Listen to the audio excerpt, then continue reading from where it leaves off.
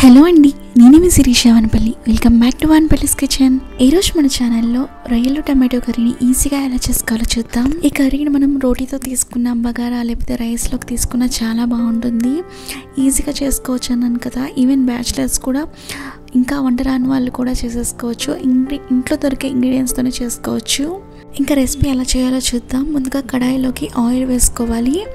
Oil కొంచెం మరిగిన తర్వాత దీంట్లోకి చిన్నగా తరిగిన ఉల్లిపాయ ముక్కలు వేసుకోవాలి. నేను ఇక్కడ 3 దాకా ఉల్లిపాయల్ని ఇలా చిన్నగా కట్ చేసుకుని వేసుకుంటున్నాను. ఆనియన్ వేసుకున్న వెంటనే ఇందులోకి మనం పచ్చిమిర్చి కూడా వేసుకోవాలి. నేను ఇక్కడ 3 దాకా పచ్చిమిర్చిని వేసుకున్నాను.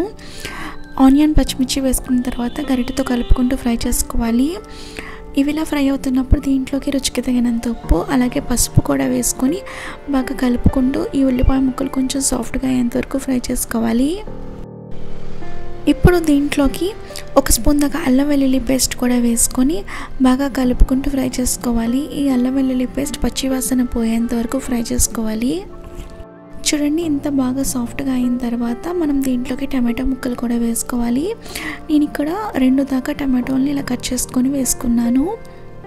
ఈ టమాటాలు కూడా బాగా మెత్తగా అయిపోవాలి, అప్పటి వరకు ఫ్రై చేసుకోవాలి. ఇప్పుడు మనం దీంట్లోకి రొయ్యలు వేసుకున్నాను. రొయ్యలు వేసుకున్నాక ఇవన్నీ బాగా కలిసేలా కలుపుకుంటూ ఫ్రై చేసుకోవాలి.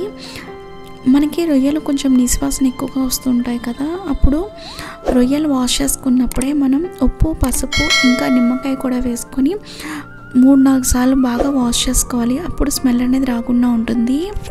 రొయ్యలు ఫ్రై అవుతున్నప్పుడు రొయ్యల నుండి వాటర్ అనేది రిలీజ్ అవుతుంది.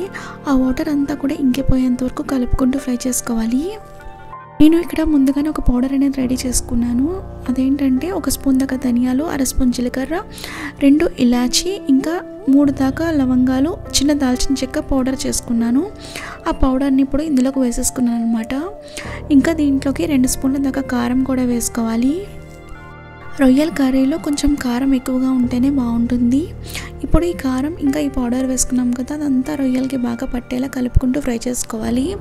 ఒక 2 నిమిషాల పాటు ఫ్రై చేసుకున్న తర్వాత దీంట్లోకి 1 గ్లాస్ దాకా వాటర్ వేసుకున్నాను. ఇప్పుడు ఈ కర్రీ ఇలా ఉడుకుతున్నప్పుడు దీంట్లోకి మనం 1 స్పూన్ దాకా గరం మసాలాను వేసుకొని బాగా కలుపుకోవాలి. వాటర్ వేసుకున్న తర్వాత బాగా లో ఫ్లేమ్లో పెట్టుకొని ఉడికించుకోండి. బాగా లో ఫ్లేమ్లో పెట్టుకొని ఎక్కువసేపు ఉడికించుకుంటే టేస్ట్ బాగుంటుంది. ఆయిల్ కొంచెం ఇలా పైకి తేలిన తర్వాత స్టవ్ ఆఫ్ చేసేసి చిన్నగా తరిగిన కొత్తిమీర వేసుకుంటే రొయ్యలు టమాటో కర్రీ రెడీ అండి. చాలా ఈజీ రెసిపీ. మీకు ఈ వీడియో కనుక నచ్చితే లైక్ చేసి, షేర్ చేసి, సబ్స్క్రైబ్ చేయడం మాత్రం మర్చిపోకండి. చాలా ఈజీ రెసిపీ అండి, చాలా టేస్టీగా కూడా ఉంటుంది. మీకు ఈ వీడియో ట్రై చేసినాక ఒకవేళ నచ్చితే కనుక కింద కామెంట్ సెక్షన్లో కామెంట్ చేయండి. Thanks for watching this video. Bye.